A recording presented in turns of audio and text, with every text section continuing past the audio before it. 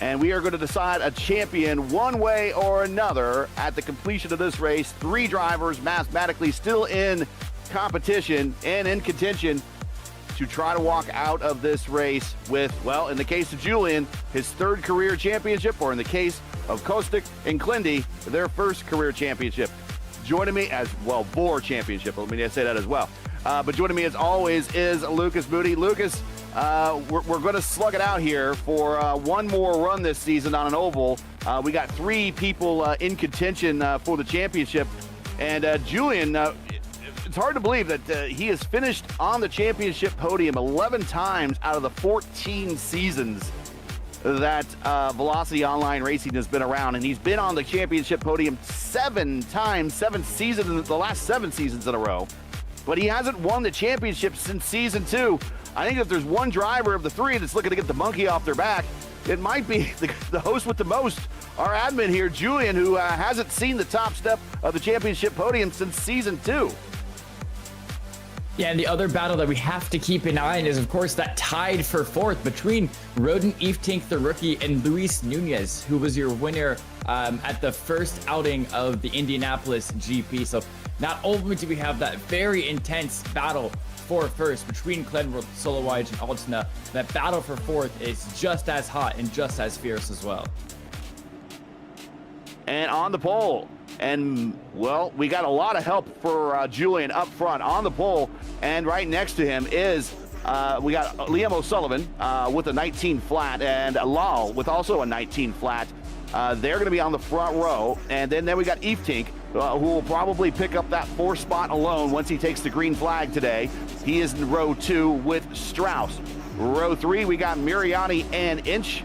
And then row 11, there's the first of one of our championship contenders, and he has a lot of help in the neighborhood, and that is Julian Altena. Then right next to him is another key player in this championship. That is Kostic Solic. He is lined up on the outside of row 4. Then row 5, we got Fiolis, and then on the outside, our 3rd player in the championship is our leader coming into this round. It is Klindy, looking for one more title belt to go along with all his other accolades that he's received over the last year. That is row 5. Then we go to the next row. Yeah, and as we got Saucier and Watson. Oh, yeah, actually, I'm sorry. Go ahead. If you want to go pick it up, I was trying to get my overlay to go, but go right ahead. Yeah, you're good. Starting this race in 11th will be Bryce Saucier, and alongside will be James Watson. And then just behind them in row 7, it's, of course, going to be Shane Kosher alongside Marcos Teixeira. And then in row 8, it's going to be Nicholas Pressy alongside Vitor Gilherme. And just behind that in the 9th row is going to be Michael Deitch and Mason Mitchum. And to round out your 20-car field, starting this race in that final 10th row, it is going to be Jesper Orman and Anthony Heitzema. I'm not sure that Orman is taking the green flag. I think he might have been having equipment issues, but he did show up for practice and sign into the session. That's why we see him lining up, but I don't think we will see him taking the green flag.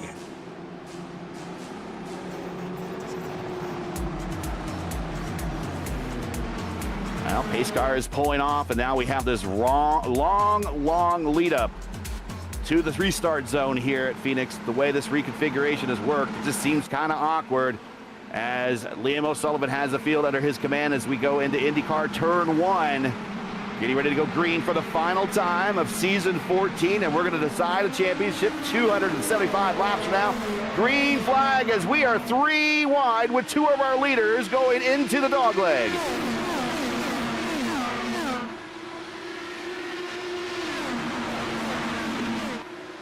As I think Fiolis just got passed for the lead, or sorry, that was, I believe that's Amon Lal got passed for the lead, and yeah, O'Sullivan, now your leader, he took the outside around turn 1 and is able to snatch that lead position right off of the bat from his teammate.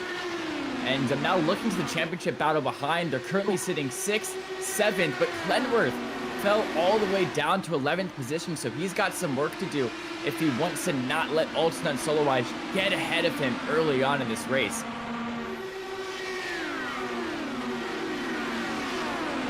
very, very long race here. 275 laps. Actually, there's never been a 275 lap IndyCar race here in real life. 256 has been the most they've ever done here.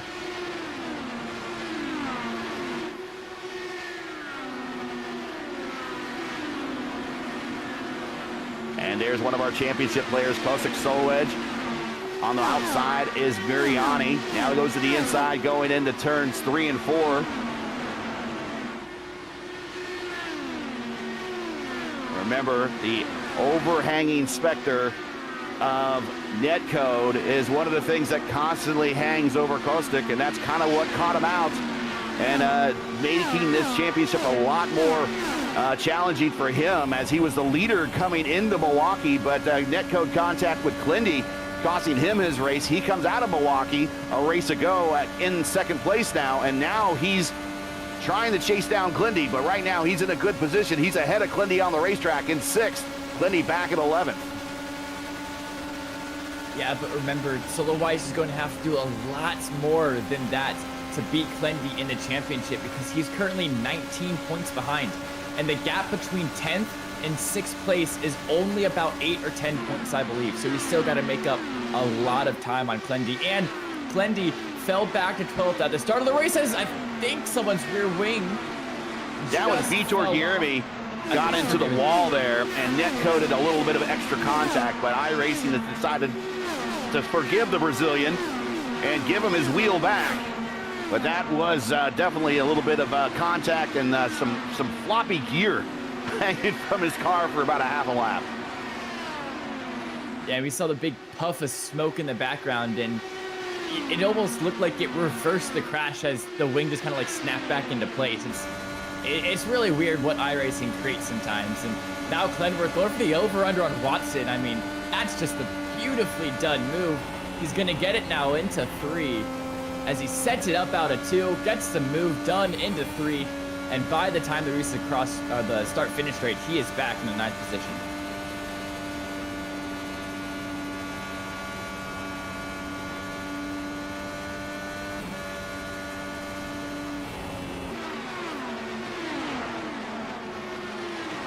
Guilherme, I think, about found the wall again. I think we saw some evasive maneuvers on the on the back stretch there.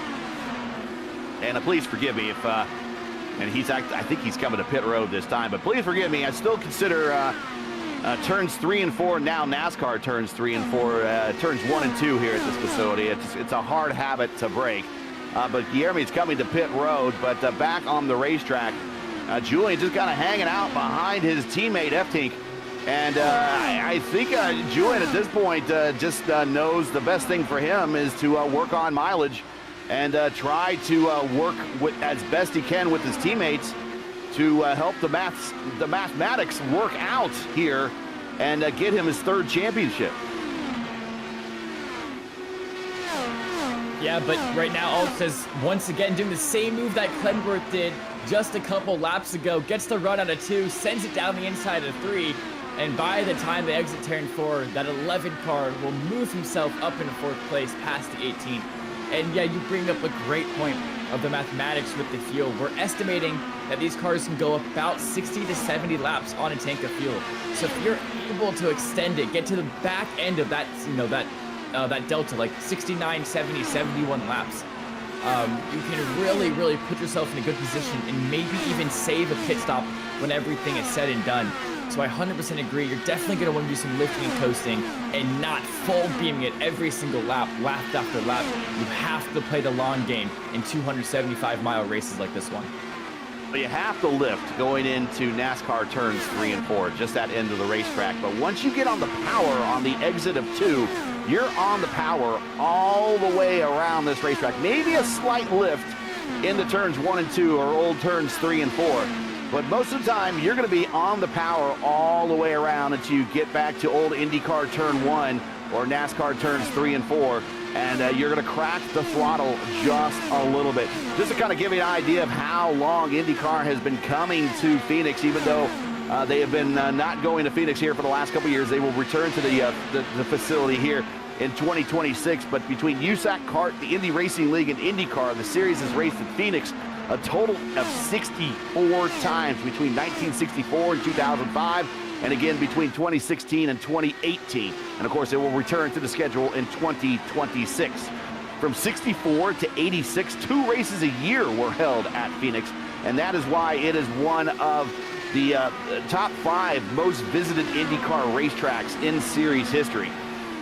Looking at the kind of the rule set for today and what we expect, this is a 1 mile oval with a backstretch I guess we call it a front stretch dog leg. The dog leg is closed today, so they cannot use it like the stock car guys.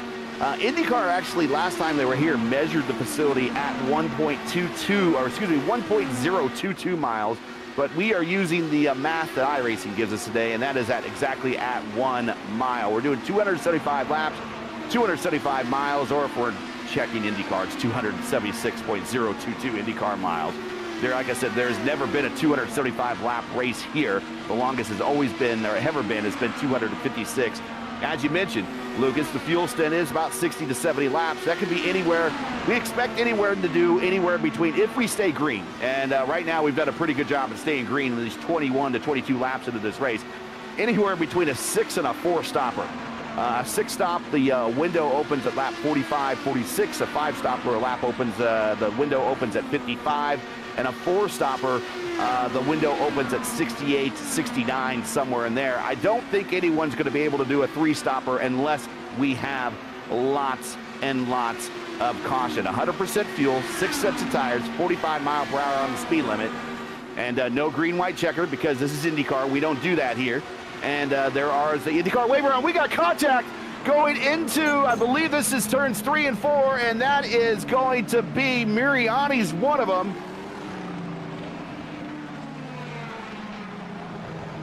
And Mason Mitchum is the other one.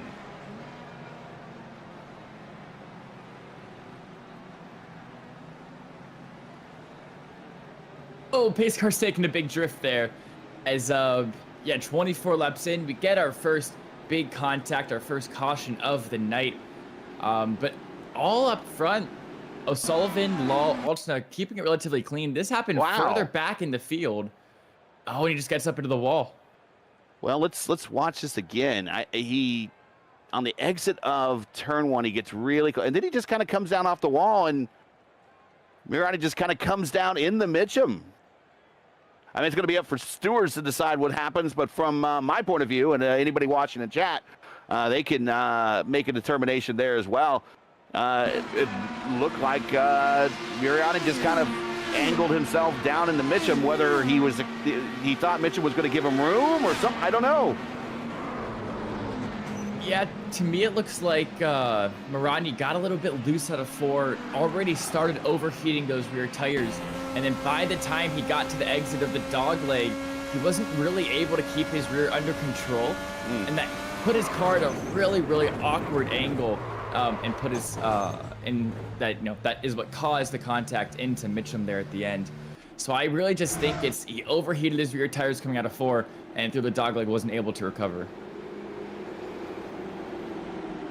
Well, the field is now back under the pace car here at lap 25 of 275. We're going to see people come to pit road here very shortly. The IndyCar track record here set back in 2017 with the big fancy DW12 Aero kits they used to have. Elio Castroneves turned a lap of 194.9 here. 190, almost 195 miles per hour on a 1 mile oval. He was flying. The most career wins at Phoenix reads like a who's who of virtual IndyCar royalty. Allenser Sr. has 6 wins here. Gordon Johncock has 5. Mario Andretti, Bobby Unser, Johnny Rutherford, AJ Foyt, Tom Sneva each have 4.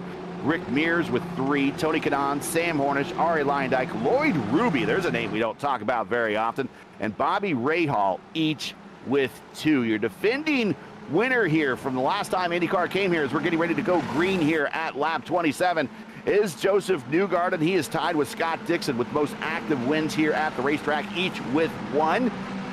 And even though here we go, green flag, the Aero screen cars have never raced here at Phoenix in real life. However, Phoenix was a site of several compatibility tests, which eventually led to the Aero screen that we use today. And we are green flag 3 wide going into 3 and 4, 2 by 2 by 2 behind our leader. Yeah, Altena looking for the inside as Strauss now. Into 3 they go, out of 4, past that start-finish line. Altena, if he knows he can get past Strauss, he has 2 teammates ahead of him that I'm sure will give him the positions if all be so. But Solowaj now looking for the outside of Altena. This is for the championship, and Solowaj gets the move done. There's contact behind. Between F-King and James Watson.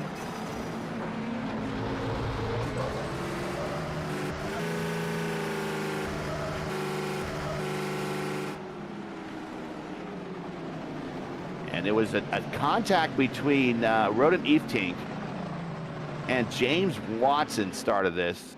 Oh, and yeah. And yeah, Pressey just kind of slides in. He had nowhere to go.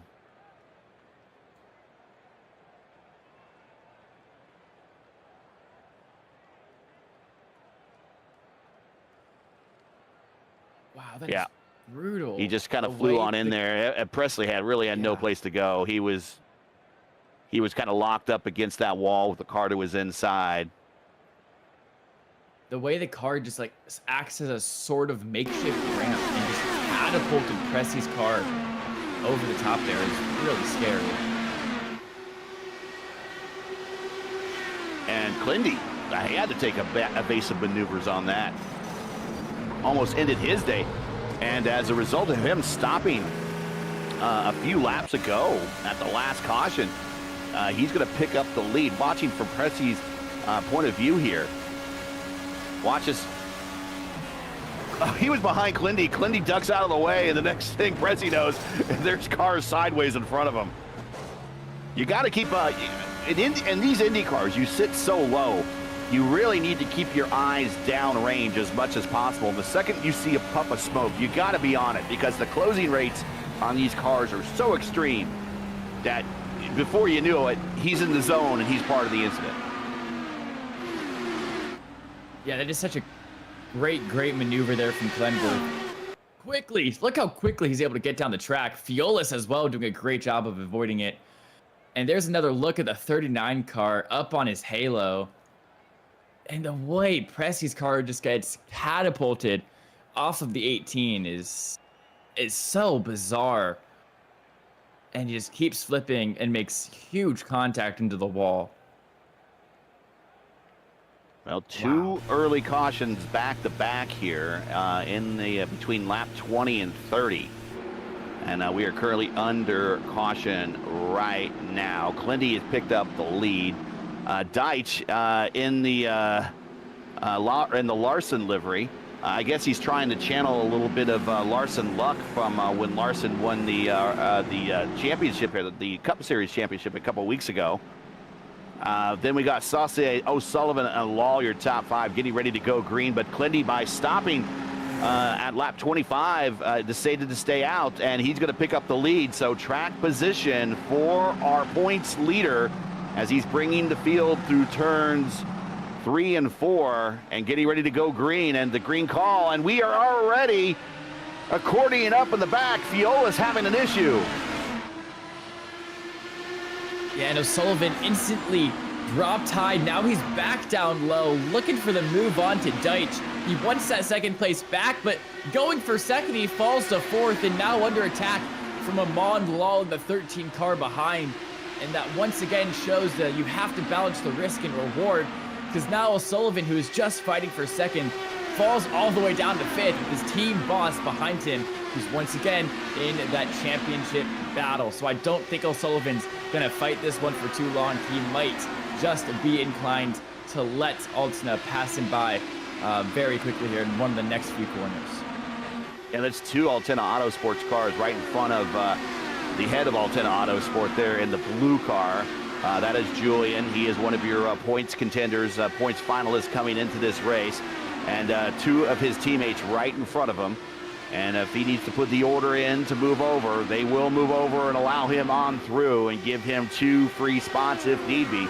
And then 2 cars behind him is Kostik Solic in 8th position. He is currently also one of the other players in the points championship. He's 2nd in the points. But right now, your leader in the points is Clindy, your leader on the racetrack. Yeah, he did a great job with the strategy to get himself the track position and now move him 5/10 ahead of 2nd place. As there was the battle between Saucier and O'Sullivan, I believe, that looked like it was heating up, but it's now calmed down. Yeah, here it starts. Fiolis on the outside of Edge. It is going to be, and this is for 10th. Yeah, Fiolis was actually higher up in the top 10 at the restart, but has since fallen down. I don't know if he might be having, he might have some damage unseen on that car that is causing him to be a little off the pace at the moment. Here goes Coker to the inside on Fiolis.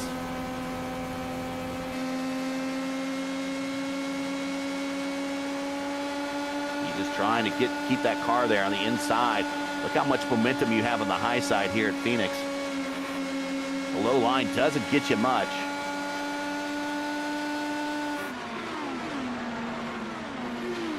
And that battle has stabilized now. Yeah, Phyllis did a great job of just using that top line to keep up his minimum speed and really just catapult that car around the track. As now O'Sullivan looking for 3rd place. Down the inside of Saucier, he goes by the time they get out of 4. Oh, Phyllis is in the wall. Fiolis in the wall. No caution yet.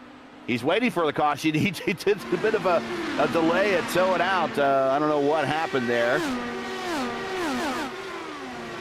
Oh, he just gets up into the wall off of turns 1 and 2, and then it just kind of sucks him in and holds him there.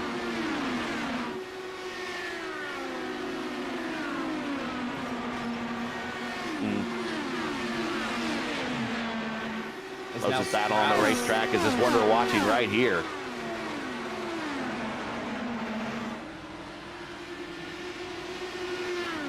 And here's the replay of what happened to Sauce, and he just gets high in the turns 1 and 2 on exit. The car gave up on him, it seems like, or I don't know. And he just goes right up into the wall.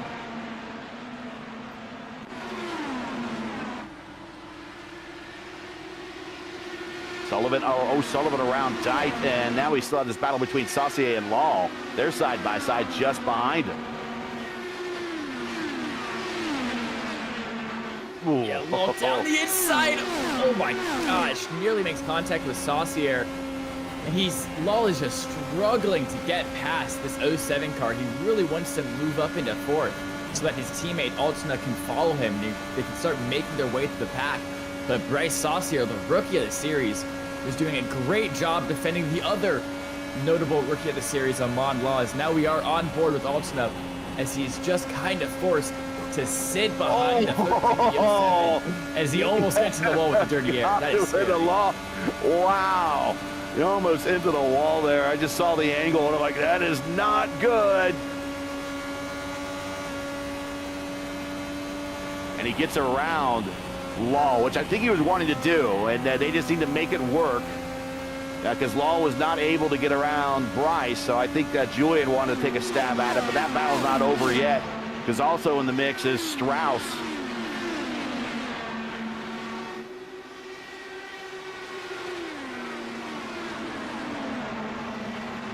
Yeah, I will say so far this Aero package they brought is really allowing for good racing. I mean, just take a look at how closely these cars are able to follow each other through the corners. That's not something you see a lot with the IndyCar around just because... Oh, wow, it's contact. Might have been netcode contact there. But that right between one of our points contestants. Whoa.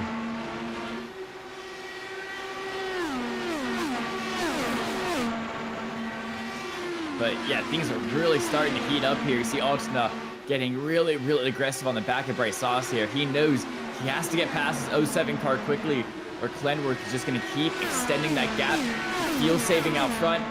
tire saving as well. He has nothing to worry about leading this race at 37. He can do whatever pace he wants, run however he wants. And Altena knows that he needs to clear these guys quickly so he can get up there and start putting pressure on the 37 car, make the 37 burn up his tires, make him use his fuel. Because if no pressure is put on Clenworth, he's got nothing to lose by just simply saving all of his necessities.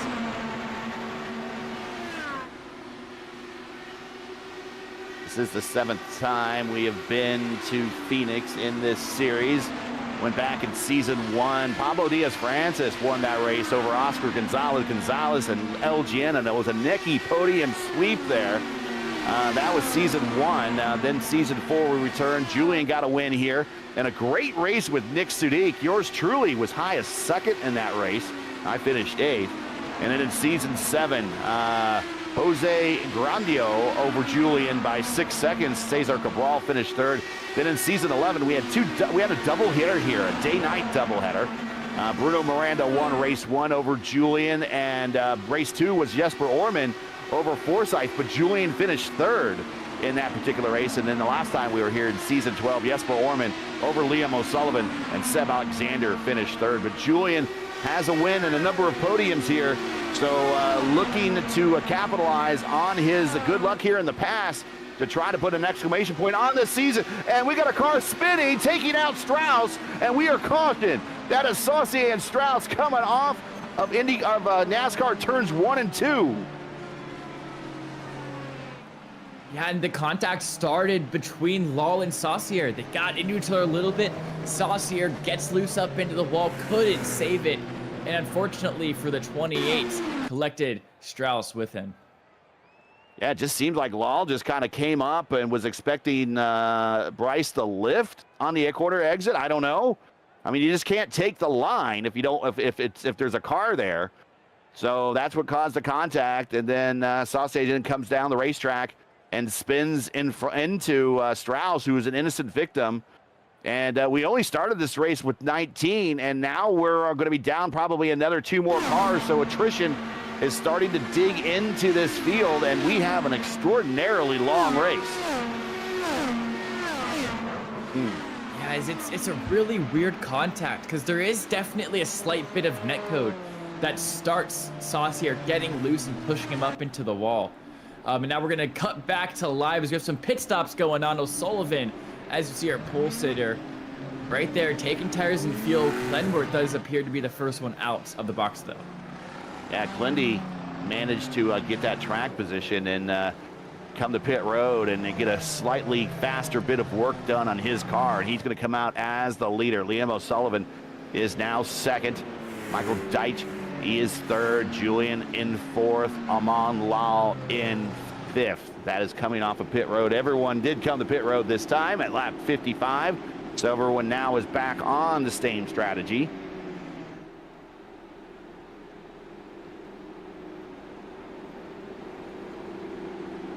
Yeah, now the strategies, as you said, all set equal. Clenworth doing a great job of staying at that 1 extra stint, able to give himself the track position. And now that it's all set to 0, he's able to maintain that first position and just run his own race from there. But O'Sullivan, especially being a teammate of Julian Altena, is going to be doing his best to putting the pressure on that 37 car, trying to see if he can keep that gap down, maybe even go for a couple moves. Because, like I said earlier, if Clenworth is able to just run his race up front, nobody's going to be able to catch him, because with how many league wins this guy has, with how experienced he is in this car, he knows how to manage his race, and if he's allowed to do that, good luck catching him. Getting ready to go green. If you enjoy Green Flag's TV coverage of the Velocity Online Racing IndyCar Championship and you respect the stream, please do us a solid. Make sure you support us by subscribing. And while you're at it, don't forget to smash like and click the bell so you don't miss it on future iRacing broadcasts, including tomorrow. Myself and Nolan will bring you the call and the action of the Classic IndyCar Series Indy 500 to wrap up their 2025 season. Here we go, green flag in the air, and we immediately start spreading out as this field is starting to get shrunk down a little bit. Yeah, but O'Sullivan now looking for the outside of Clenworth. They're still going to be too wide, but Glenworth able to use that inside line. No, Sullivan's still there. He's got the outside line. This line will give him a better run off of the exit of 4. Can he use it to get effectiveness? Still, they're side by side through the dog leg, entering 1 now. Glendy's going to send it deep, most likely, trying to see if he can get himself the clean air above. But no, he can't. Sullivan's still there, being the pesky little fly in Glenworth's ear right now.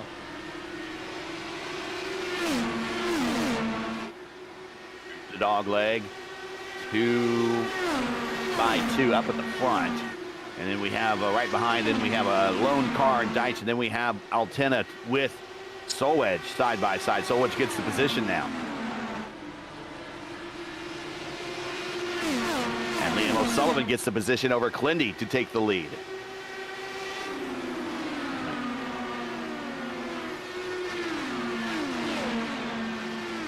And out of those 21 cars that we had starting this race, only 10 of them remain on the lead lap. And as you see, 5 of them are a lap down. And as we see those laps go down 1 more, I do believe those 5 cars are also in the pit lane as well. iRacing just hasn't registered as technically out yet for some reason. So with only 10 cars left in the field, it is very, very close, Gary, to just calling the championship for Glenworth. It's almost impossible for him to actually lose the title on points as O'Sullivan takes the lead. Yeah, if it gets down to the point where there's less than 8 cars running, he could actually, at that point, I think Clindy can retire, and no matter what the other guys do, would still win the championship. I don't think he wants to win it that way, but mathematically, that's how the math kind of is going to work out if we continue with this high rate of attrition. So at some point, these drivers are going to get through their head that they need to put together some long green flag runs. And the best thing for them to do is get some green flag pit stops under their belt, let this field separate a little bit, and then we'll see how this championship is going to unravel.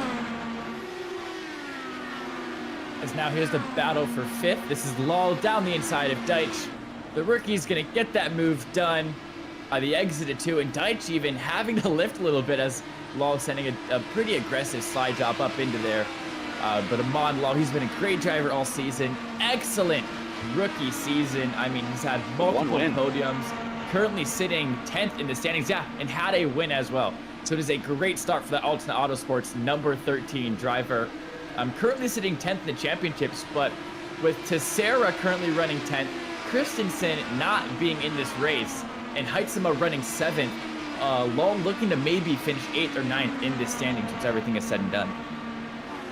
Yeah, win earlier this season in round 2 at New Hampshire, another 1 mile oval. He likes these 1 mile ovals, but there's not much similarities between that New Hampshire 1 mile oval and this Phoenix 1 mile oval. Completely different monsters.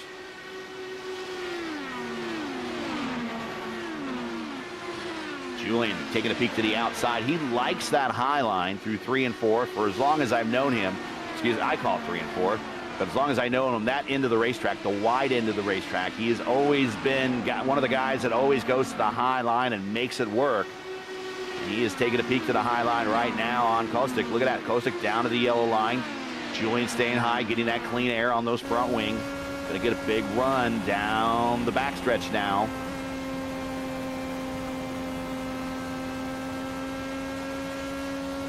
And Julian lifted a little early there, so I think maybe just cracking to save a little bit of fuel and also biding time to see if possibly the aggression of Kostic is eventually going to cause his car to come back to Julian. Julian's just going to wait him out at the moment. Still a long way to go. We're only at lap 7. We still got more than 200 laps to go here. Yeah, you bring up a great point with the lifting. You talked about earlier that the fuel or the pit stop window for the four stopper, as Altena putting on a show for the cameras, I guess. You said the window for the four stopper opened at lap 68 or lap 69, but with the early race cautions, all of this strategy has been mixed up, kind of thrown out the window. So now these drivers are just going to do their best, take their guesses at how much fuel saving they have to do, and just do as much as they can without losing too much time to the guys ahead, to try to extend without losing too much. It's a really big risk and reward balance. So right now, Austin is thinking, okay, I cannot get past Solo Eyes with our current states. So instead of me wasting all of my fuel trying to get past him, I'm going to sit about half of a second back, save some fuel in his draft, in his air, and then use that long run pace to see if I can get him by the end. Because right now, he's going to gain absolutely nothing, but lose a lot if he tries to go on the attack here. What he'll do is he'll open the door up to Law to attack and join that battle. And then it will also do no good if he's attacking Solwaj with Clindy then being able to pull away.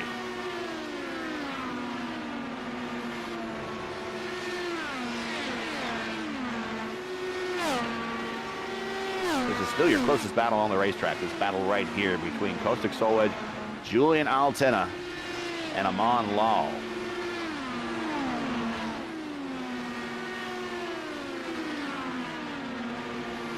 There have been 42 different winners in the Velocity Online Racing over 14 seasons. The last first-time winner is one of these cars that we're looking at right here, Kostik Solwaj. He won at Road Atlanta in round 8. We have 4 first-time winners this season. We're going to get another first-time winner this season. We need Michael Dyke to be up in P1, closer to the win.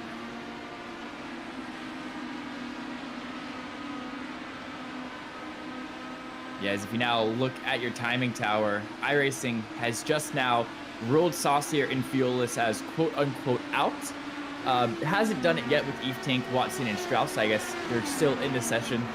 So yeah, they might be helping. Yeah. They might be helping some of their teammates out there. I'm not sure who Watson's helping, but Eftink might be on the box to help out the Altena Autosports guys, which would make sense. Eftink's right front is actually still moving, Gary. That's really weird. I don't know if you've ever seen that before. Oh, the many glitches of iRacing. Yeah, that's definitely something. As we'll get a good zoom in on that, is look at the right front suspension. It's definitely snapped, and it's throwing a fit. The old perpetual motion machine. Yeah, I guess the thing that was said to be completely impossible. Well, just boot up looking there, yeah. You can see it right there, yeah. Tesla, take note of that. Liam O'Sullivan, your leader. Clindy second. Kostik now to third. Julian fourth. So your points contenders coming to this race, second, third, and fourth on the racetrack. And if they were to finish in that order, Clindy would get the championship. Yeah. Keep in mind that Clindy is a current champion holder in the Votive Indy Oval Series, won 2 straight there. In the ISRA Open Wheel Series, won 2 straight championships there. A winner of the Horizon IndyCar Series championship, and also a winner at for the iRacing Indy Oval Series champion as well. So many championship belts for Clindy.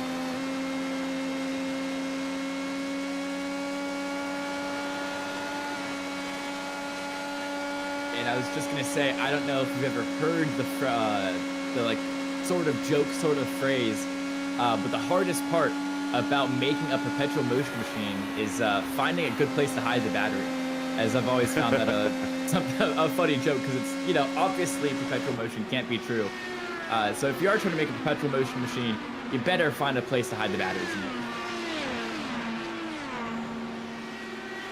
Speaking of batteries, it's a good little segue. I believe the next update for these cars, we should get some hybrid-like additions to it. I don't know if we're going to have the full engagement of the hybrid, but I think maybe push to pass will be beefed up. I'll have to go back and look at the notes, but I don't think we're going to have the full push to pass or first full hybrid deployment in the next update, but I believe they're going to update some of the car to reflect the additional power of the hybrid.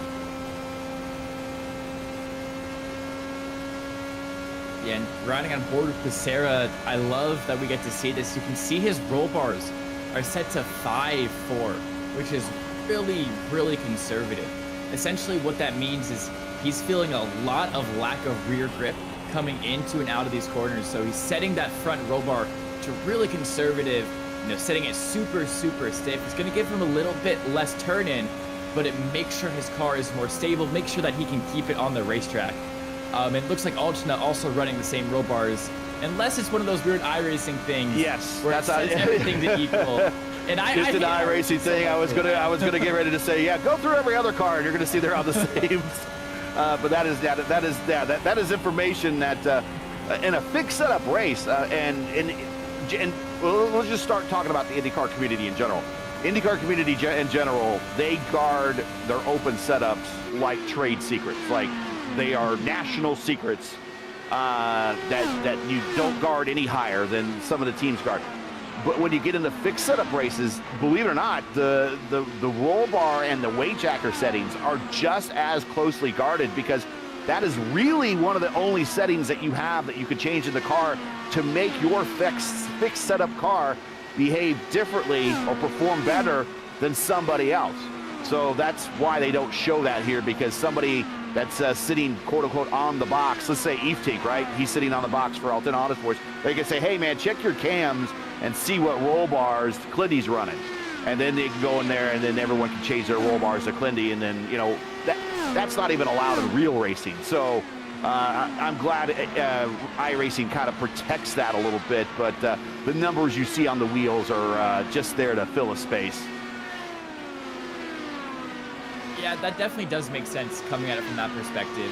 I wish we could enter like a certain broadcaster mode so we could see, everything, and so we get all the info, kind of like, because if someone's rolling a 1.6 roll bars and they completely lose the rear coming out of a corner, that would make sense. Like, oh, yeah, he's being too aggressive. He's got 1.6 roll bars. He's obviously going to lose control of the car.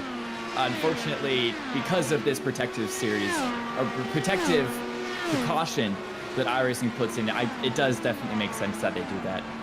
But at least for me, I don't know if this is the same with you, Gary. When me and my teammates talk about different roll bar settings, a lot of us, especially around ovals, prefer very different things. We all have very different driving styles, and we all like the car to feel a certain way. I prefer my car to feel a little bit more loose, give me a little bit of, wobbling on the exit so that I can drive it more aggressively into the corner, while other drivers on my team, they prefer to have that stability. So what I typically did when I would set up a car, and this is kind of how they also set it up for drivers in real life, is they'll really kind of put the most conservative you could put on these cars as a 6.1. Now, I'm not saying that on the roll bars, that's going to be a full stiff front and a full soft rear. And that's really setting the car up to do maximum push. And then you set the weight jacker for the smaller refinements, as Liam O'Sullivan is going through lap traffic at the moment.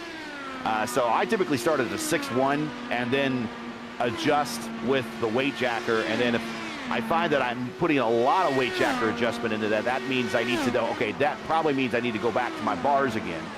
So then I would set like a 5.2, set my weight jacker back to normal, start doing laps.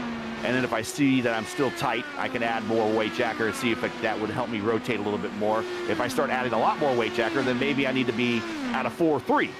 So there's still a bit of a setup procedure that you have to do with the roll bars, but it's always a general rule of thumb is to start out there like they do for real IndyCar drivers and just say, okay, you're going to push like a dump truck. It's going to cause you to lift, but this is the best way that we can find out, because you would rather see the wall coming at you than the wall coming from behind. Because if you're going to go out there and go, well, make it as loose as possible because I like a loose car, you're going to see the wall. You're not going to see the wall hitting you because you're going to be hitting it from behind. So that's what we got going on here. Battle between now two of our points battlers here in third spot. Yeah, this is Altena on Solowage. This is not only a battle for the last spot in the podium, it's a battle for the championship as well. So Altena, we saw he's been behind Solowage for a long time, but he extended that gap to about half of a second, saving fuel and saving tires. Now that this stint is coming to a close, maybe this is where he's deciding, okay, let's put some pressure on Solowage now, see if I can force him into a mistake, and see if I can get around him and start attacking Clendy up ahead. Julian's 16 points behind Kostic in the championship. So if he gets a pass here, at best, he makes up just a couple of points, not a whole lot. What he needs is he needs to pass him, and then he needs Kostic to kind of use up those tires and fall back under attack of about 2 or 3 more positions, and then Julian probably has enough math there at that point then to actually make the pass from 3rd in the standings to 2nd in the standings. We are 48 laps into this stint for everybody. We expect them to come to pit road here the next 12 laps or so, give or take. So they'll start thinking about hitting pit road here very shortly, all these drivers. Yeah, and you bring up a great point with the points. I'll run down kind of the points that you get for these top 10 positions. Correct me if I'm wrong, Gary, but I believe it's 50 for the win, 40 for 2nd, 35 for the 3rd, and then it goes to 32 at 4th, and then just goes down by 2 from there. So 30 for 5th, 28 for 6th, 26 for 7th, and so on and so forth. So Altena, if he wants to pass Solowaj in the standings, he currently sits minus 16 to him. So yeah, you said it, he's going to need a lot more than just a 3-point difference that you get from 3rd to 4th. Because, you know, 3rd gets 35, and 4th, of course, getting 32. And yeah, going back to that roll bar weight jacker talk, it's always super interesting to see what else you can do with a weight jacker. Because I know at longer tracks like Michigan, like Vegas, things that racetracks that my series has gone to over this past semester, you can also get into the fast jacker territory. So what my teammates have kind of decided is we take our dual axis clutch paddles, we bind them to a weight jacker, and we use it to instantly go from -20 to 20 down the straights to give us that lowered rear front to give us less downforce on the straights. It's a really kind of qualifying cheese, but it makes it so it helps with everything as Coke comes into the pit stops now.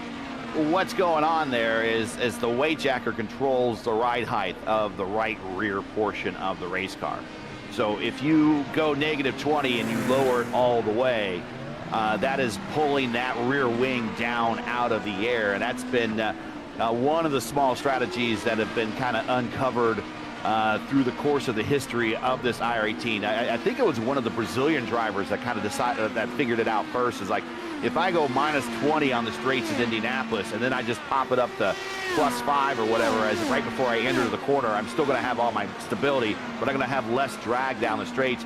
Oh, Solowaj! Oh, wow, just sends it. I don't think he expected the closing rate there on Teixeira to be so much, but Teixeira kind of off the pace a little bit. I think he just came off a pit road. No, he's out there for a long run, so he just had a bit of a bad turn.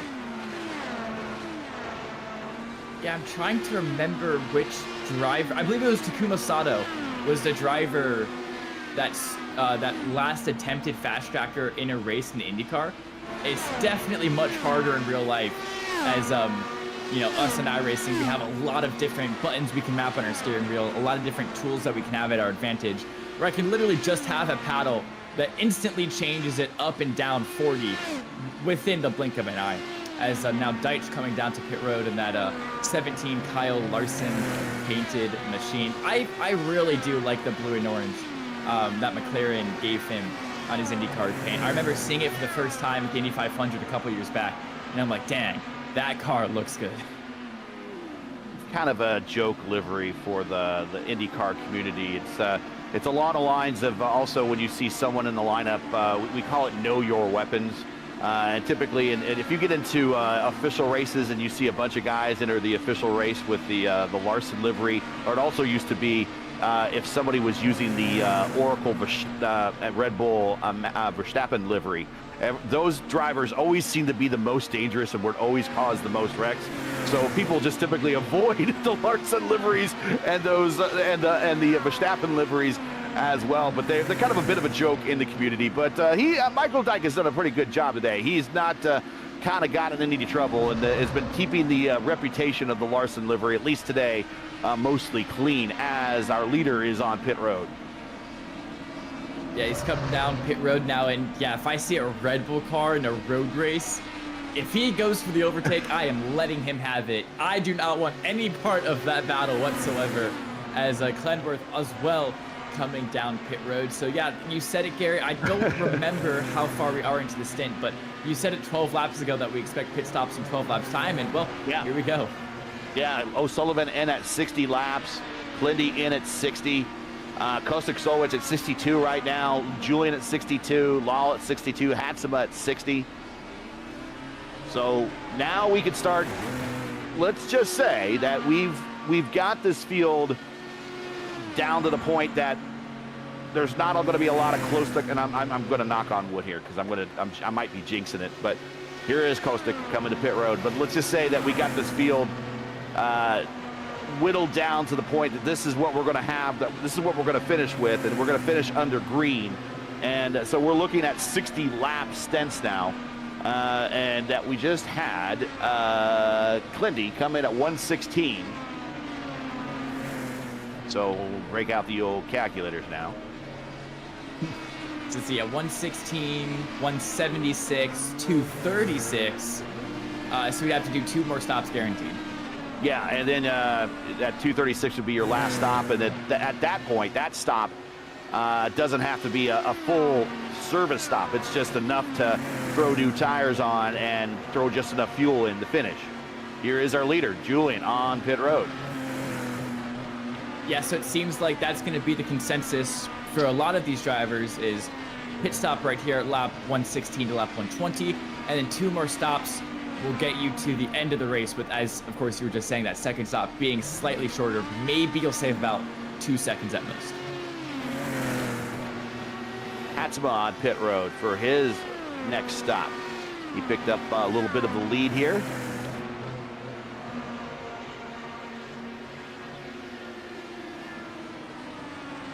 And he is on his marks. If you're just joining us, this is GreenFlagTV's coverage of Championship Saturday of Season 14. The Velocity Online Racing IndyCar Championship coming to you from Phoenix for the 7th running of the Phoenix 275. You've now completed 121 of 275 scheduled laps. Make sure to smash that like button, subscribe to the channel so don't miss out on the next race. Now that we've completed the cycle, Liam O'Sullivan picked back up the lead. He is your leader by about 5 seconds now over Clindy, which might as well be 5 miles at this point. Yeah, O'Sullivan has done a great job of controlling his pace since he has retaken that lead. It seems about 50 laps ago at this point.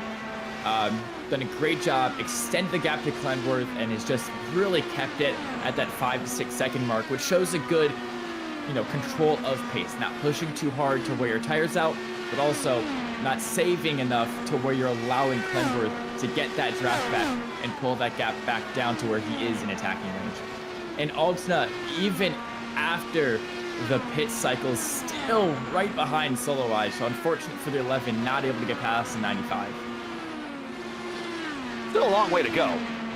So he doesn't have to panic and pass him now. We're still in the first half of this race, basically. And Evetik is still there.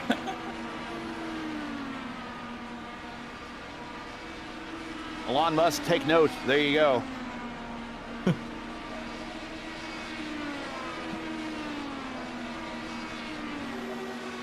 I wish we could interview Roden Evetik after the race and ask him, how did you make the perpetual motion? What engineering, what mathematical wizardry did you have to do? I don't know. Maybe Altena Autosport found the perpetual.exe line of code somewhere that they could execute. Yeah, they found the file. They unlocked the file. And if they drag it into their world folder, maybe they can bring it to real life.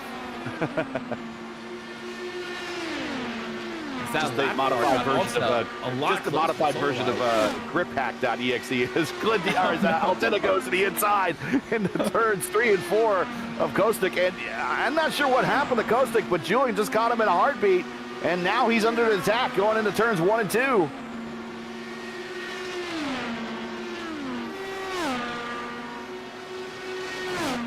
Gets the move done, but not for long. Solowaj looks for the over-under, back down to the inside of 3 and 4. Altna is going to hang it out there, around the outside of 4, around the outside of the dog. There he keeps goes. it. Clear. On the podium positions. Gotta hear that clear in your headset and shut that door. They're clear.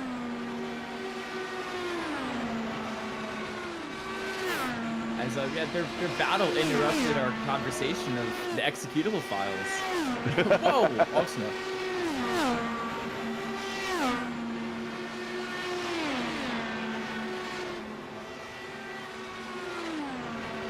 Unfortunately, with only 10 cars left running on the racetrack, this is your closest battle.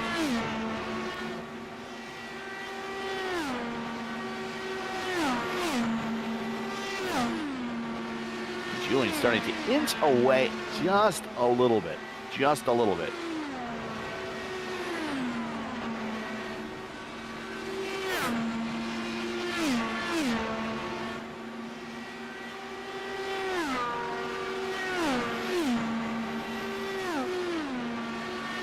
I don't know, maybe now might be a good time to, I don't know if we have the graphics and everything queued up, but the season 14, or season 15 schedule?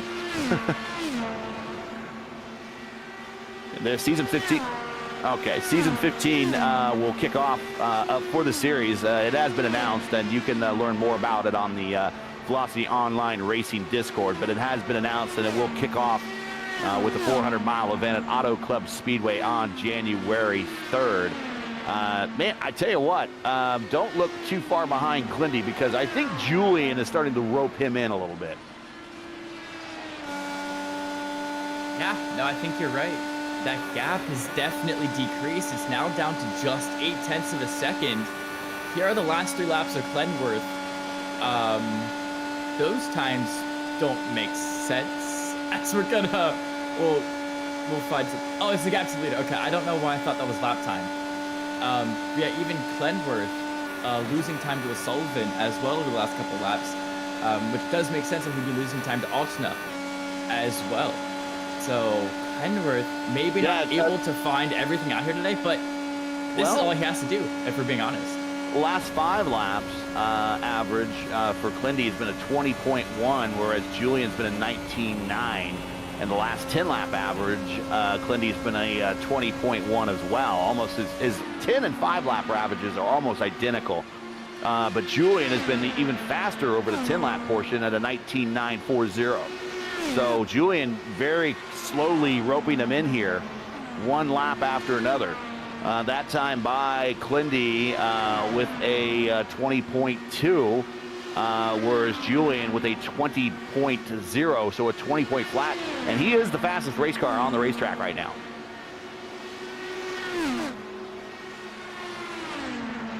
As Altna once again bringing down that gap bit by bit. It's now just 0.4 of a second. As the other battle we're looking at right now is Heitzema, the rookie, on to that 17 car of Deitch. It's that Kyle Larson livery that we've talked about so much. He is also very quickly closing in just a 10th in that last corner alone. This battle is definitely going to get underway much quicker than the one for second place between Altna and Glenworth, as he might look for a run here now. Heitzema, remember, he was one of the last to pit, so he has the absolute freshest tires out of a lot of these drivers out there. Yeah, his tires are about 10 laps fresher than Deitch right now.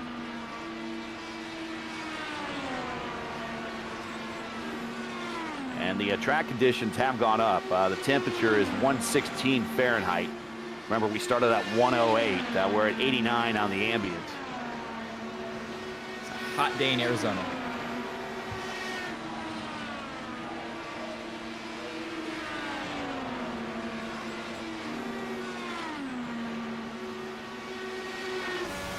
Not too far behind this paddle right here is Heitzema sends it to the inside.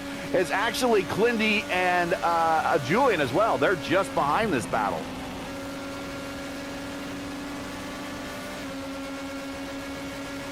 He's gonna look down the inside of the dog leg.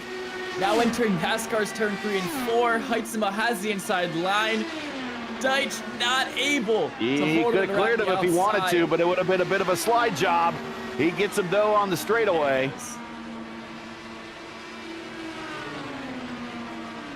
He's got the move done. Heitzema up into 6th place. And yeah, like you said, just behind Clindy and Altna.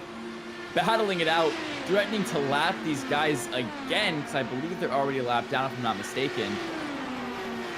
And these lap cars, they're definitely going to make the battle interesting, because if you remember, the reason Altona was able to close up the solo wise was due to a little bit of a lap car interference. Not really anything the lap car did wrong, just the fact of him being there and giving the 95 dirty air allowed Altona to pull up to him. Yeah.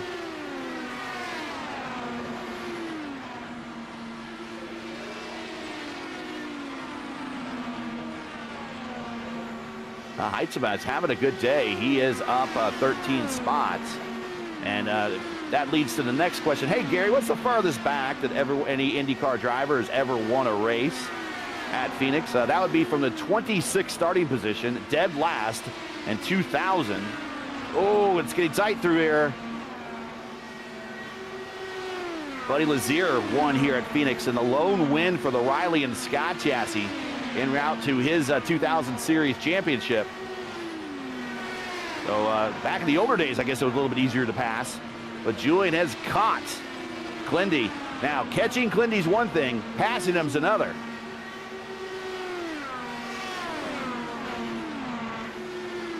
Yeah, you said it. This guy knows how to drive this car to absolute perfection. I brought it up earlier. He has so many league wins in this car, and not official iRacing wins, mind you, not just those races you sign up for every hour or two. Official league wins that happen weekly. He's got over 200 of those. If anybody knows how to defend from the league owner Julian Altona, it is that guy right there in that pink 37. But Altona goes down low. Yeah, he just sends it, and I think Clindy didn't expect him to send it and gave him room, but he was able to close the gap coming off of NASCAR turns 3 and 4.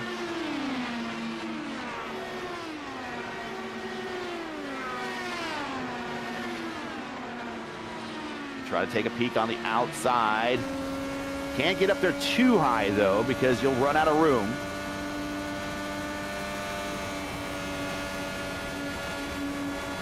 Lindy, 3 wins this season, including Milwaukee, Indianapolis, and the opener at Homestead.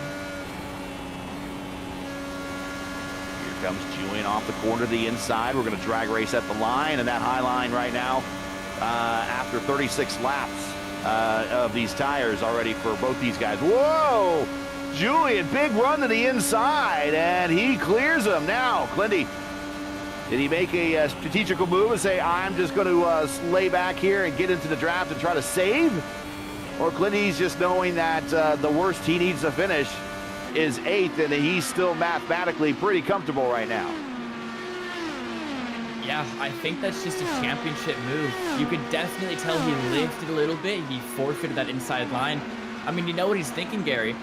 If whatever happens, whatever reason, netcode, I make a mistake, Altona makes a mistake. If those two crash and Clenworth is completely out of the race, putting him down in the 10th position, he is at risk of losing the championship if Solo Wide wins the race.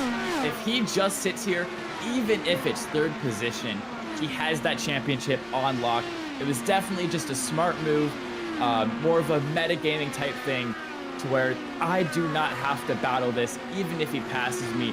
As long as I finish here, the championship is mine. So he had to set aside his racing instincts for just a moment to play the long game, to play that championship out game.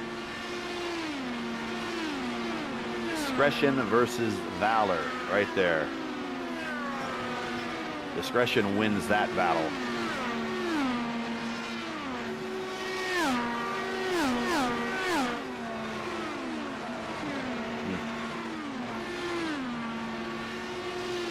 I think now's a good point at 150, so we're just past the halfway point. We're looking at pit stops here, not too far in distance, about another.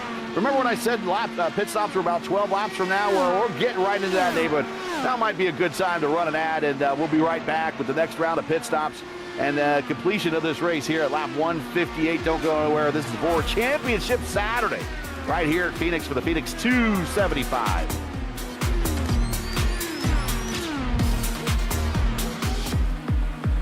Welcome back to Phoenix. If you're just joining us, this is GreenFlagTV's coverage of Championship Saturday of Season 14 of the Velocity Online Racing IndyCar Championship, coming to you from Phoenix for the 7th running of the Phoenix 275. We've now completed 164 laps of a scheduled 275. Welcome back, everybody, and back on the racetrack. You missed absolutely nothing as Julian Altena is in second spot. We've been watching that battle with plenty around him. Pit stops have started to occur a little bit. Shane Coker came to pit road for his next stop. But we are about 10 laps away, really, for our next round of pit stops. Liam O'Sullivan, 50 laps into his stint. He went 60 last time. Julian, 45 laps into his stint. He went 65 last time. Clindy, 49 laps into his stint. He went 61. Kostic, 47 laps into his stint. He went 63. And Amon Lal, 47 laps into his stint, and he went 63 as well. This next stop is not going to be their final stop. They'll have to do one more small, kind of a splash and dash at the end to bring it home for the 275. But that is kind of what we're looking at for the remainder of this race. Yeah, we're expecting, I believe it was 2 more pit stops from here on out. One happening very, very soon, as Gary was talking about. And then the last one happening in about probably 70 laps time from now. And yeah, closest battle on the track is still the one between Klendworth and Altena, as 2 championship rivals, championship competitors. But Klendworth, knowing that he does not need to beat Altena to actually win the championship, he just has to finish 8th to settle it down. So he just lifted, let Altena by, and now he's just going to settle down in 3rd, keep turning out some laps. And now he's got some lap traffic in the way, but I'm sure Teixeira won't make that one too hard for the championship leader at all. I'll give it a wide berth there. So we expect, let's see, Clindy stopped at 116. He did 61 laps. So 177. So about 7 laps from now, we expect maybe Clindy to make that turn down pit road. And that will really kind of give him one more stop to go in the final 100 laps. So I would suspect that you split the difference on that last stint and just go 50 laps and then finish it off. And then you'll go, do your 50 laps and come in and do your final stop, finish off your pit stints there, and then only come to pit road again if maybe there's a late caution or something that you need to throw on and another set of fresh tires or something for a full send sprint at the end. Yeah, and maybe we'll see a split strategy with that last pit stop of, do drivers opt to take a fresh set of 4 tires, or do they opt to keep their current Firestone tires on and take it for the rest of the race? Personally, I would take the 4 tires just because I hate that pace disadvantage you'll get for those last 40 or so laps. I just don't think it's worth the, 4 seconds you'd save, maybe? It's about 5 seconds to change a set of tires on an IndyCar. Very rarely in IndyCar racing, even here on the sim. In real IndyCar racing, you don't, there's never really a time where you don't come to pit road where you're not taking tires. About the only time you don't take tires is when it has to be like literally a splash and go at the end. And typically what they do there is that the fueler will hook up with the fuel probe, and then there's someone with a long stick that slaps them on the back after about 2-3 seconds, and he withdraws the probe and the car goes off. Very rarely do we see what they do in NASCAR, where they do a 2-tire change or a no tire change. That does not happen here in IndyCar, barely, because here comes Clindy. As we mentioned, he's coming to pit road right on schedule. But in IndyCar, everything, you don't have to worry about a jack, man. It just, you hit the hose, the pneumatic jacks extend from underneath. There's already a guy lined up on each tire already with a air jack or an air wrench. And it's just a single impact on, single impact back on, new tire done, over with. You can change a set of tires in IndyCar very, very quickly. So if you're going to put in more than 5 seconds worth of fuel, you might as well throw on a new set of tires. And the other point is that the IndyCar uses their tires much, much more than the NASCAR. You think about it, they don't do it in real life a lot, but at least on the sim, you can go an entire Daytona 500 on the same set of tires, and by the end of it, the worst tire is still at 95%. So the other side of it is that stock cars just don't use their tires as much, simply because they have less downforce, they have less mechanical grip. So yeah, not only does it take much, much shorter to change the tires in the IndyCar, They use them much more, so it makes sense that they change them more than the NASCARs in the evening. Still got that perpetual motion machine going. As Julian on pit road for his next to last stop, as well as Godsoe on pit road for his next to last stop. Hatsuma, just like at the last stint, is staying out the longest.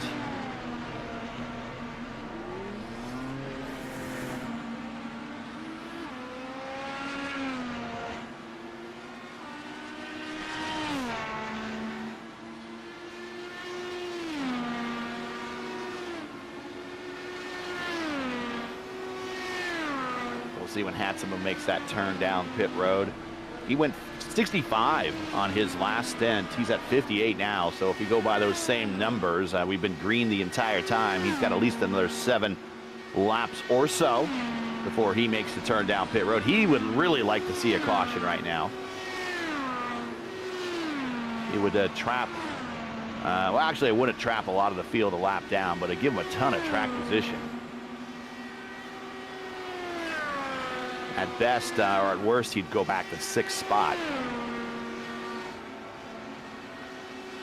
And I think he's coming, nope. I thought he was gonna make the turn down pit road that time. Meanwhile, Julian's out there turning laps, but back to Hatsuma with Dan Inch in the neighborhood.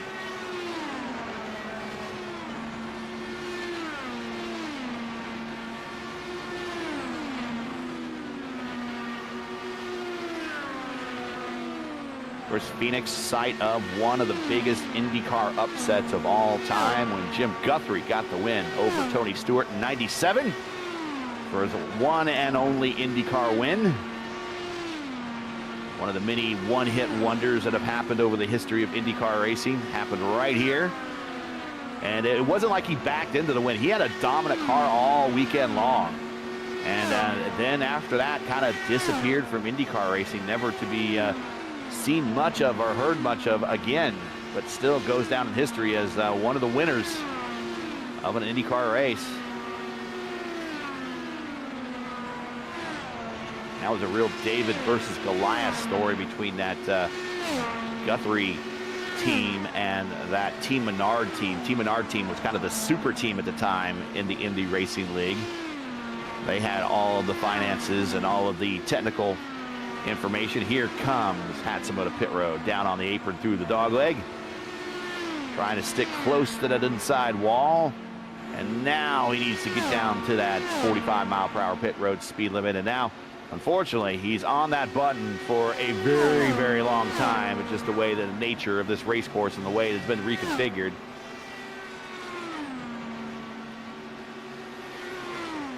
And by rule, he needs to stay out in that far lane. In fixed races, or the official series when they come here, and we did race here this week in the official series for the IndyCar Oval Series. What the drivers like to do is they'll drive through the pits, and they'll stay right up against the wall, because during the portion of the pits that are on the wall, that's actually a shorter circle for them, and they save a little bit of time. Yeah, this is a strategy that's used in lots of iRacing official races, but then of course leagues that have a brain restrict that and say, okay, right, you have to stick to the right side of the lane, because it looks so dumb when you just have everybody driving through the pit boxes, ghosting through each other. It just doesn't look professional or real, and it really takes away from the reality of everything. So I do like that this league and the league iRacing as well, the CIL, restricts you to, okay, stay in that right side lane, no cheesing the corners, no doing the dumb stuff like that. That is, yeah, very much a rule here in the Velocity Online Racing Series. The drivers are required to announce first when they're coming to pit road and also when they're exiting. And drivers are permitted to drive no more than 3 pit stalls when entering or exiting their own pit box. And if you don't think that's policed, it is definitely policed by the stewards. Liam O'Sullivan is your leader. The battle that Coker and Deitch had is kind of separated a little bit, but Liam O'Sullivan is your leader by 6 seconds over his teammate and team owner Julian Altena. Julian looking at another podium finish here at Phoenix, But also, if bad luck doesn't bestow upon his chief competitors here in the championship, he's looking at another podium finish for the 8th season in a row in the VOR IndyCar Championship. 8 consecutive seasons on the podium and not getting a championship. He has not seen a championship since season 1 and season 2, where he won back-to-back. But since then, the best he's been able to do is 2nd in the championship. A lot of third-place finishes. Finished 2nd last season over Luis Nunez, and he also finished 2nd in season 11 as Bruno Miranda, the Brazilian Storm, got his 2nd ever Velocity Online Racing IndyCar Championship in season 11. Go ahead. Yeah, what I just realized is that mathematically, with all the drivers that have been out, it is impossible for Altsna to actually win the championship. Even if he gets the win, he would still be, so if he gets the win, that would put him 15 points above Cledworth. So Cledworth would then have to get less than 15 points. Yeah, the worst Clendy would have to finish in this race right now is 10th.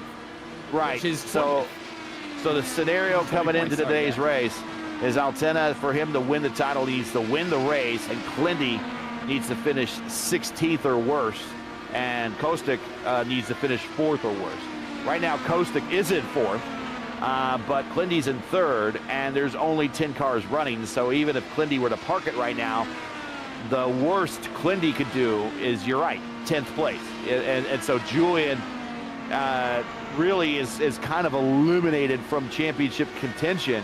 The battle for him, though, is if he can get to P2 in the championship and finish 2nd in the championship for 2 years in a row now.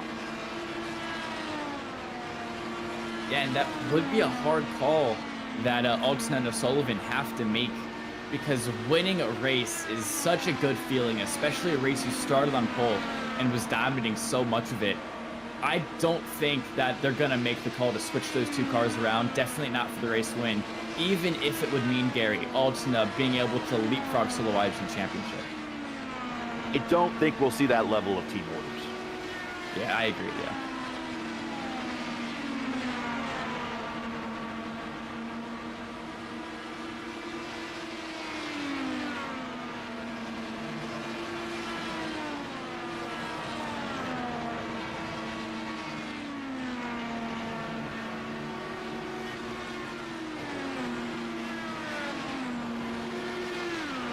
Back to Kostic in traffic right now with Deitch and Law. Law in, and that's actually a battle for 4th right here between the purple car, Law, and Kostic in 4th, and that green, black, and silver car.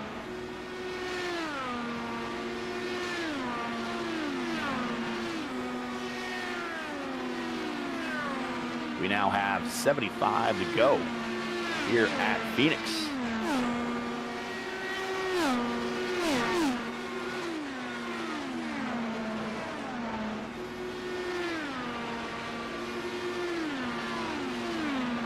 Looking at the timing tower, I have realized that Eftink is now officially out of the race, which means our perpetual motion machine is now gone, which is sad because I was hoping it would last all the way to the end of the race, but it's not going to be there any longer, unfortunately.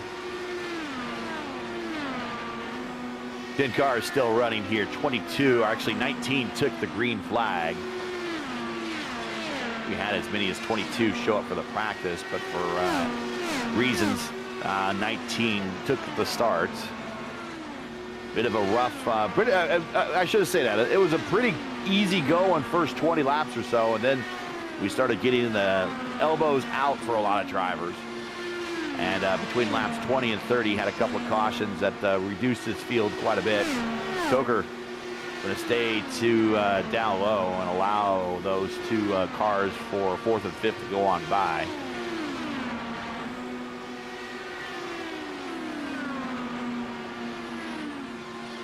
So, Gary, there's a lot of ovals in the iRacing service. What's your favorite one to drive with the Dallara IR18? Favorite one to drive? Statistically, it's Gateway, even though that's not my favorite one to drive. I have 2 league wins there. This track, actually, the older version of Legacy Phoenix, I did shockingly well at that track. I don't know why. A couple of top 10s, in fact, one here in Velocity Online Racing back in Season 3. I think I had a top 10 or 2 even on this version when it still had the start-finish line at the original start-finish line spot. Let's see, what else? Of course, Indianapolis is always fun. But I would say that's it. I'll maybe throw Homestead, or not, Homestead in there a little bit. And maybe throw Motegi in there, although Motegi, I think, frustrates a lot of people just because how difficult turns 3 and 4 are there. But the wide open pack race, Chicagoland, Kansas, Las Vegas, I've done pretty good at those tracks as well, especially here in the Velocity Online Racing League. It just, they're not favorites of mine because just of how they pack race. And most people, when they get into IndyCar, don't know how to pack race very well. They can't hold their lines; they're bouncing all over the place, and it really in the IndyCar pack racing tracks, it's a game of patience, and you find very few people have patience. And for one reason or another, I'll get caught up in one of their wrecks that they cause ahead of me. I'll try to go back in the pack and kind of settle things out. Let things settle out, but they always seem to, the idiots always seem to come out and play for those tracks. Yeah, one thing, I was actually going to say something very similar, as our league went to Michigan and Vegas this season, and Vegas was first. I podiumed there. And then Michigan, I got my first ever win in the Formula College since Brazil in the Super Formula in the fall of spring of 2024. So I do tend to do good at those chess game open wide racetracks, but they're not as fun to drive as Milwaukee and Texas, I think, are 2 of my favorite ones to drive. There's something about the Milwaukee Mile, just the satisfaction of when the car grips up and you're able to hit that inside. It feels really, really good. And I love driving New Hampshire as well. So I think some of my favorite tracks to drive in this updated IndyCar, definitely the short tracks, like the Mile, and New Hampshire is also a really, really fun one. And Iowa too. Iowa is also great in this car. Michael Dyke on pit road for this would be his final stop.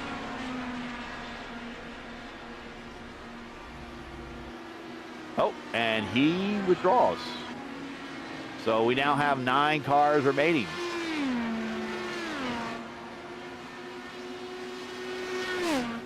Julian has reeled in Liam O'Sullivan. 1.6 seconds now.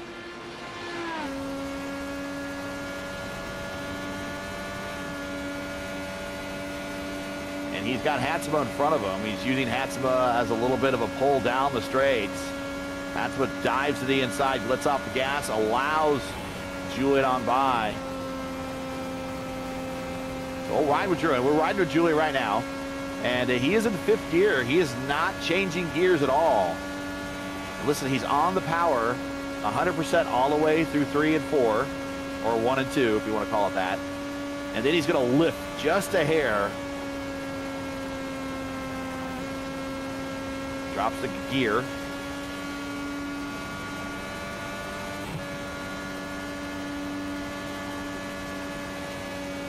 .3. We might have ourselves a battle for the lead here by the time we get to the next round of pit stops. Now, it's also, as Liam played a little bit of a rope-a-dope here, and he's like, well, I'm going to back off, save a little bit. No, he's coming to pit road. And I would say Julian needs to answer sooner rather than later. Yeah, he could either answer the next lap and just protect from the undercut and not let that gap build up too much, or Gary, what he could do is he could extend now see if you can build up a tire delta. If you can get about, I don't know how much fuel he has, but probably 4 or 5 lap fresher tires is what he might be able to do with what he has left in his car. He could get the tire delta, really outpace in this last stint with those fresher tires, and then see if he can bring the battle on. So he has 2 options: either pit instantly to not let that gap get too big, or stay out and go for the overcut. He's going to stay out, it looks like. And he might be angling for that quicker final stop. So we have more drivers on pit road.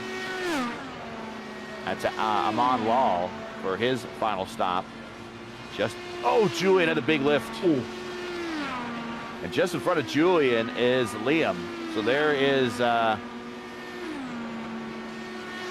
kind of his target now. Liam is in 5th spot, 1 lap down.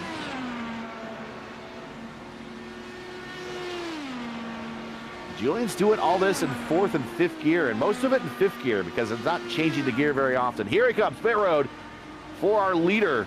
Final stop.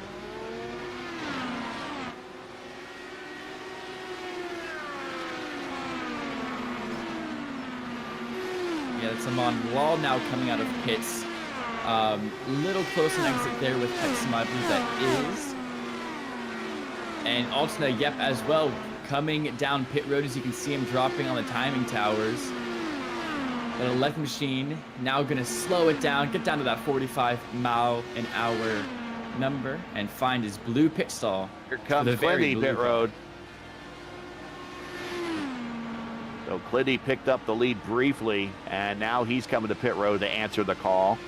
So when do we see Kostik Solwitz? Now Kostik, he has a whole bunch of cars in front of him battling for position. Dan Inch and Lal and Tessera are all right in front of him. Oh, and a car up into the gray. That was Inch.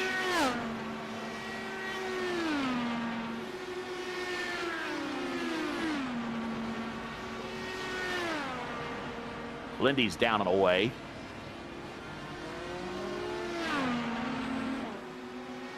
Final stop, 48 to go.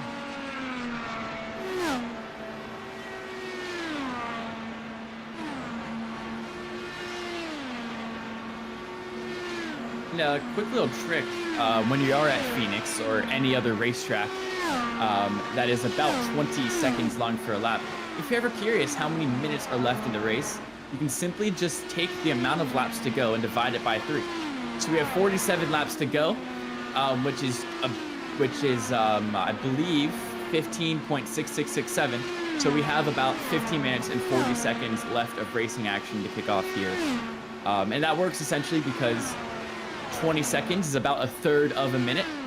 So when you do the calculations, you do 46 times the 20 seconds, and then you divide that number by 60 to convert it from seconds to minutes. And after all the math is said and done, you divide by 3. And now with 45 to go, we have 15 minutes left of this racing action. So definitely stay with us, because in 15 minutes, we're going to crown a champion for this season of the Velocity Online Racing.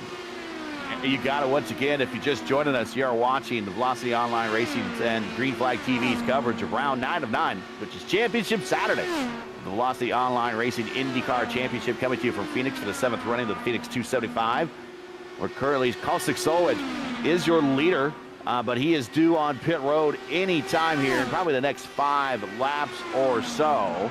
Make sure to smash the like button, subscribe to the channel so you don't miss out on the next race. The next race for the series won't be for a little while. Won't be till January 3rd for opening day of season 15 as the teams and drivers head to Auto Club Speedway in Fontana for the 11th time in league history. Coverage begins at 2 p.m. Eastern time on the 3rd. Don't miss it. And stay tuned to the Velocity Online Racing Discord and this channel for more information. But we are now in the closing stages of this 275-mile race. 41 to go, and when are we going to see Kostik come to pit road? He's staying out. He's the only car on the lead lap at the moment. Yeah, he's extending this stint as much as he possibly can, Gary. He knows that the only way he can win this race is if the caution comes out right from now to the time when he pits. So he's just hoping, praying to see if that will happen and give himself a shot at this championship. But with only 9 cars on the field and the closest gap being 0.8 of a second between those cars, the likelihood of a caution at this point is so low that I highly doubt it'll work. But at this point for Solo Ice, that's the only thing you can do. And yeah, he comes down pit road, he's out of fuel. Yep. Can't go any further.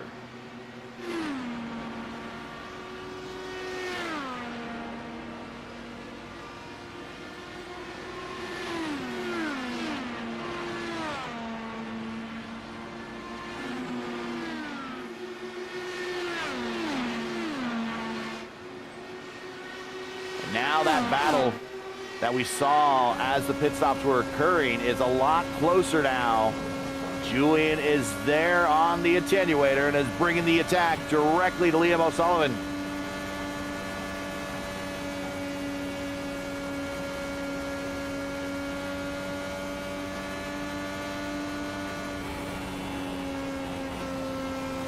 And again, I'm willing to bet, even at this point in the state, with a lot of racing still left to go, I'm going to guess the gloves are off for both these two. I imagine they're just going to decide it amongst themselves, as long as they don't wreck each other. Yeah, and don't forget, Alston has fresher tires than O'Sullivan. I don't remember how many laps later he pitted, but I definitely 5. It was 5 laps. Okay, cool. So 5 laps of tires, that's a big margin. He goes down the inside.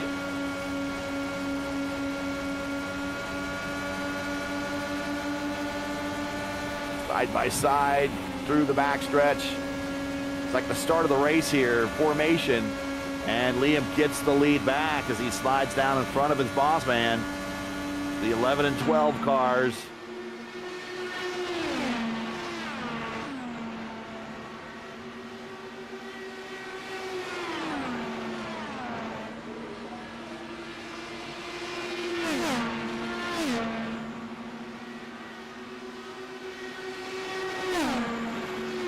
Julian's going to take a peek to the inside again. He's going to get a nose there. Can't quite clear him. Still has 3/4 of the car there going into turns 3 and 4.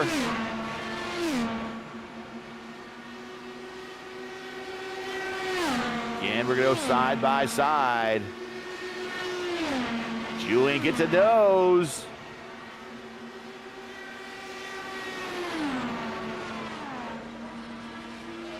Can't quite clear him there. Through the dog leg into turns 1 and 2. Julian actually moves Liam up the racetrack a little bit. It's so close. Every single lap, Altina just gets a little bit further ahead of O'Sullivan. He's inching it down lap by lap, corner by corner. Now he's cleared him. This time out of 2, he's cleared himself.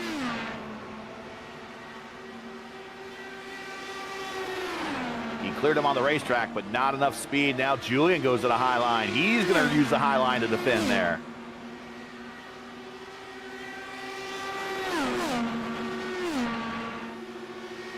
Can Julian get his 2nd career win at the Phoenix Mile? Last time he won here was back in season 4, where he beat Nick Sudik by 0.18 of a second. Gavin Sanders finished 3rd. I finished 8th in that race. I was damaged for the last 2 laps, and I gave up 3 positions in the last. I was looking at a top 5 until someone net coded me out of the way. But I was high as P2 at one point in that race. Yeah, but Gary, what that means with Altina taking the lead here in solo-wise only in 4th, the live championship standings currently have Altina finishing in 2nd just by, let me do some really quick math here, by 1 point, I believe it is, as Altena is looking to get 50 points. Solowage is looking to get 32, I believe it is. So 2 points. Altena will be ahead in second place of Solowage by 2 points as they currently run. As Altena has led a lap and Solowage has led a lap, and the driver that's definitely going to get the 2 bonus points for most laps led is 100% O'Sullivan, so we don't have to worry about that one. Right. And O'Sullivan got the bonus point for pole as well. So Altena, as it runs right now, currently second in the championship, still being led by Clenworth and Solowage in third. Unless that 95 can get past the 37 ahead, that is how they will finish this championship this night. Don't go anywhere following the race. We will talk to the podium as always, and whoever finishes as the champion, which looks like it's going to be the car in third place of Kyle Clenworth. He will right now tentatively looking to be in that route, but we don't want to crown anybody yet. We still have 24 laps of racing still to go here. Julian very much looking like he's going to win the battle, but not win the war. He is your leader over his teammate Liam O'Sullivan. Liam has dominated today, but has hemorrhaged time here in the second half of this race. And for whatever reason, Julian has been much quicker. Liam is now in second, Lindy in third. A little bit further back, we're watching Law, Solwedge, and I think it's Hatsuma right behind him with Dan Inch.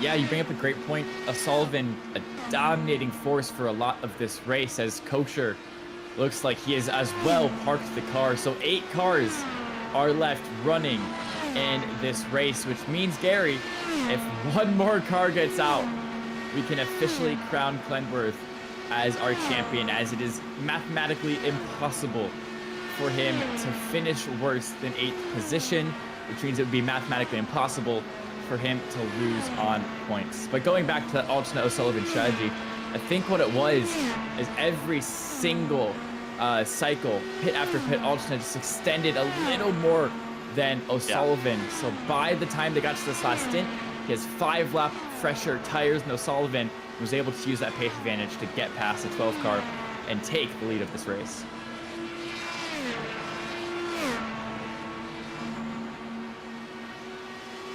Now, 18 to go.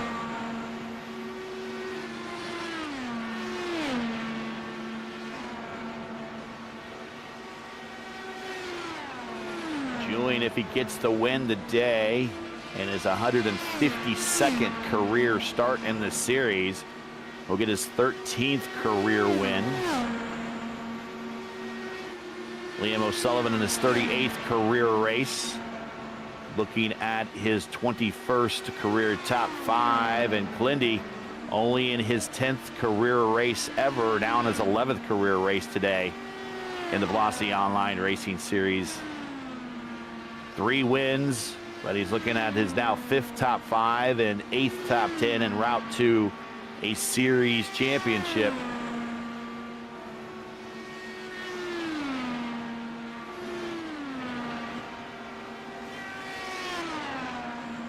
Yeah, and as this race comes to a close, I would like to remind everybody to not go anywhere once this race is over, because we still have some more broadcasts going on today. Of course, at 8 p.m., I will be once again making my way up to the booth for the SRA Speedway Blitz around Old Atlanta.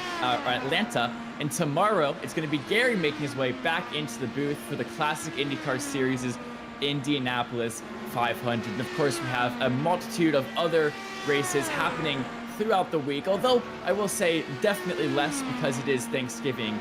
It is Thanksgiving week, so a lot of series are off, but one series that is not off is ZTRL, which will be happening Friday night at 8 p.m. Eastern around Kansas and those next Gen Cup Series cars.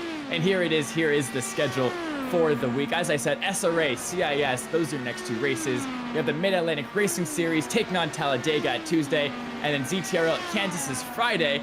as you see a lot of leagues are off that Wednesday and Thursday time frame because of Thanksgiving. And then Sunday, it's going to be the Pace Series around Thruxton. Monday is at High Tide Racing League at Bristol. And then the Beer League will be racing once again Wednesday at 9:20. So make sure you stick around for all of those broadcasts at GreenFlagTV, especially the CIS tomorrow, because that is a huge Indianapolis 500 that has been, really ramping up for 2 to 3 weeks now. Yeah, Henry Bennett on the pole. The Catalyst Andrew Wood is in second spot there. And Mustanen, the series champion, has already been crowned. He's been kind of dominating the season, kind of a Alex Palou type level of domination. He's going to start on the outside of the front row. Julian, who is leading this particular race, he's going to start 22nd in the 500. He'll be back on row 8. So looking forward to a big race there. And you don't have to look any further to how exciting that race can be. Just look to last year's finish. But Adam Blocker edged out 2 other drivers to win his classic IndyCar Series Indy 500. No championship on the line, just an Indy 500 win. And that's probably the way it should be right there in the classic IndyCar Series. Julian, your leader by 3 seconds over O'Sullivan.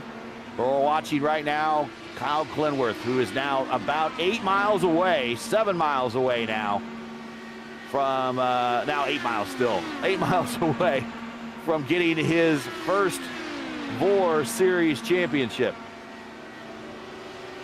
Yeah, and a very deserved one at that. Not only winning the opening race at Homestead, but also, of course, winning the Indianapolis 500 and a 3rd win on the season as well at a track that I forget because my memory is terrible. Milwaukee, thank you, Gary.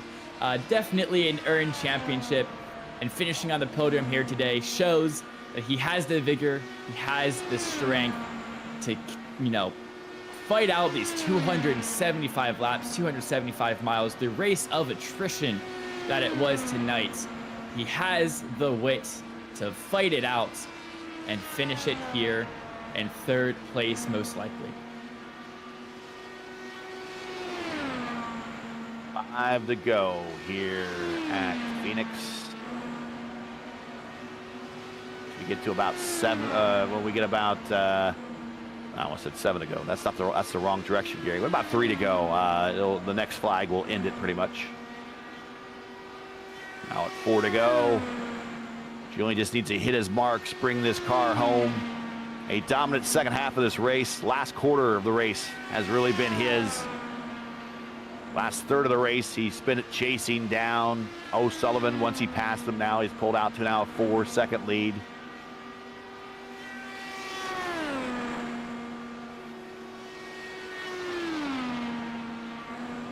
As he heads down the back stretch, Julian is looking at win number 14 of his career. That puts him 3 behind Alex Van de Sent, second all time. And it would also be Julian's second win of the season. He won one of the 2 Indy sprint races. So he'll win one on a road course, win one on an oval. White flag in the air. 1 more lap to go for this season as Julian, like I said, is going to win the battle, but not win the war. And for the 8th consecutive time, he's going to finish on the championship podium, but still looking, doing a little bit of the Altena weave down the backstretch there, but still looking for championship number 3. And he's going to have to wait a season for that, but he's going to get win number 2 this season and win number 14 overall today here at Phoenix. And your champion, probably, we're going to wait for the math, but it's pretty safe to say your champion and another championship notch and another championship belt for him will be Kyle Clinworth, coming home in 3rd. Liam O'Sullivan, a distant 2nd, will be on that 2nd step. And that is your podium here tonight. Yeah, and also with this win, also will at least finish 2nd in the overall championship. So once again, being the runner-up in the series, you mentioned it last season, he was runner-up to Nunez. This season, he'll be runner-up to Clinworth. And he did get the win here tonight, but all eyes are on that pink 37 machine of Clinworth. as he has done it throughout these 9 races, 10 if you count the 2 heats of Indy GP. He is the one that is going to be crowned. He is the one to top all of them. Your championship winner here for the 14th season of the Velocity Online Racing Series League will be Kyle Clenworth. Go ahead and bring up the final results on the screen if you like, as they cross paths on the racetrack.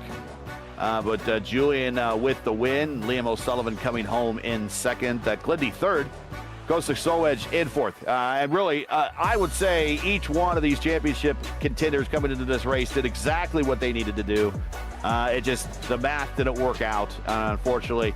I think Julian might actually finish second in the championship. We will find that out. We'll see if your math is working out there, Lucas. I think you did. But Kosick is fourth, Law in fifth, Patsima in sixth, Tessera seventh. Dan Inch with another top 10 finish this season. He comes home eighth, Coker in ninth, and Michael Deitch in 10th. Moving on to the next page, we got Strauss and Sauce kind of involved in that incident coming off of turn 2. And Strauss kind of was a bit of an innocent victim there, but he comes home 11th, Sauce at 12th. Brian Fiola's 13th, F. Tink 14th, James Watson 15th. Then we got Presley, Mariani, and Mason Mitchum for 18th, 16th, 17th, 18th. Vitor 19th, Jesper Orman did not start, but he will get credited for 20th.